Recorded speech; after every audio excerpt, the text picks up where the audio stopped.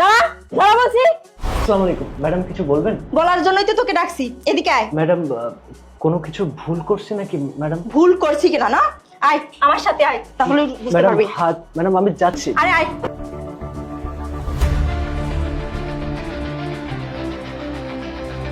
এই 2 মাস যাবত তুই বাসা ভাড়া দিস না, আবার আমি ডাকলে তুই মাথা নিচু করে চলে যাস। হ্যাঁ, বাসা ভাড়া দেবে কে? ম্যাডাম হাত ছাড়ুন, আমি আপনার বাসা ভাড়া রেডি রাখছি। কোনো কারণে আপনার সাথে আমার দেখা হয়নি, এই জন্য দিতে পারিনি। এই দেখা হয় না মানে? আমি তো তোকে ডাকলে তুই মাথা নিচু করে চলে যাস, আবার বলতেছিস দেখা হয় না। না ম্যাডাম আমার ভুল হয়ে গেছে, আমি তাহলে টাকাটা নিয়ে আসি। এই ছেলে, এই তোকে কি এখন আমি বাসা ভাড়া নেওয়ার জন্য ডাকছি? এদিকে আয়, এখানে বস।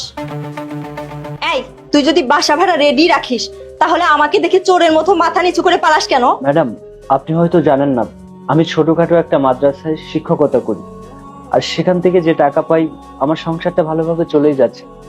আর আমি আপনার বাসা ভাড়াটা জমিয়ে রেখেছি, কিন্তু বিশ্বাস করেন আমি যখনই আপনার কাছে টাকাটা দিতে আসব, ঠিক তখনই আপনি এরকম খোলামেলা পোশাক পরেন, এই জন্য আমি আসতে পারি না। আর আমি টাকাটা কেন দেবো না বলেন? আমি আপনার বাড়িতে বাসা ভাড়া থাকি, টাকা তো অবশ্যই দেবো, কিন্তু আপনার এই খোলামেলা পোশাকের কারণে বিশ্বাস করেন আমি আপনার সামনে আসতে পারি না।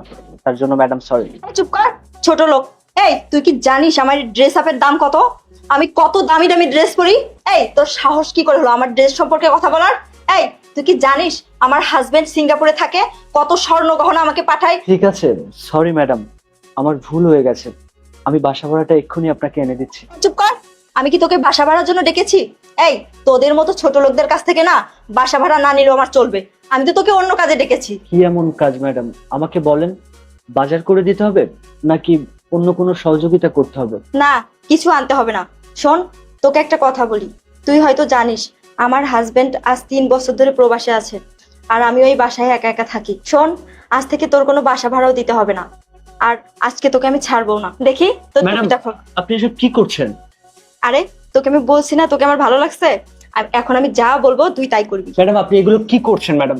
ম্যাডাম আমি রিকোয়েস্ট করছি, আপনার পায়ে ধরছি ম্যাডাম, এগুলো করবেন না প্লিজ ম্যাডাম। শোন, এই পুরো বিল্ডিং এর মালিক আমি, আর আমি যা বলবো তোকে তাই শুনতে হবে। এখন আমি যা বলবো তুই তাই শুনবি। ম্যাডাম আমি আপনাকে সম্মান করি ম্যাডাম, আপনি প্লিজ এত বড় ক্ষতি করবেন না ম্যাডাম। ম্যাডাম আমার কথাটা শোন, আমি আপনার পায়ে ধরছি ম্যাডাম প্লিজ। এই শোন, আর একটা কথা বলবি না, বলছি না আমি যা বলবো তাই করবি।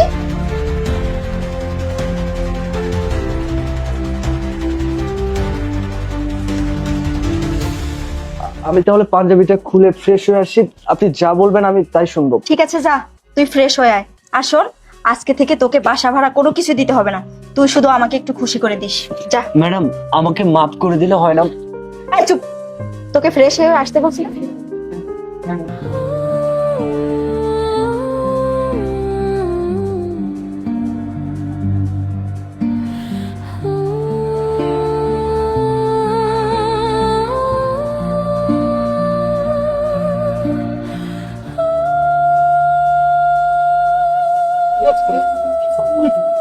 হে খোদা বাড়ি ইলাহি, তুমি আমাকে এই বিপদ থেকে উদ্ধার করো। আমি তোমার ইবাদত করি, তোমার হুকুম পালন করি। জানি না তুমি আমাকে কোন পরীক্ষায় ফেলেছ। তুমি বলেছ জিনার শাস্তি বড় ভয়ঙ্কর, তুমি আমাকে সেই ভয়ঙ্কর পাপ থেকে বাঁচো। মাবুদ গো, জাহান্নামের আগুন আমি সইতে পারবো না। আমি সেই তোমার জান্নাতের সুখের জন্য দুনিয়ার সকল সুখ ত্যাগ করতে পারি। আমি যদি পৃথিবীতে একটা ভালো কাজ করে থাকি, সেই ভালো কাজের উছিলায় তুমি আমাকে এই ফিতনা থেকে উদ্ধার করো আল্লাহ, উদ্ধার করো। আমিন।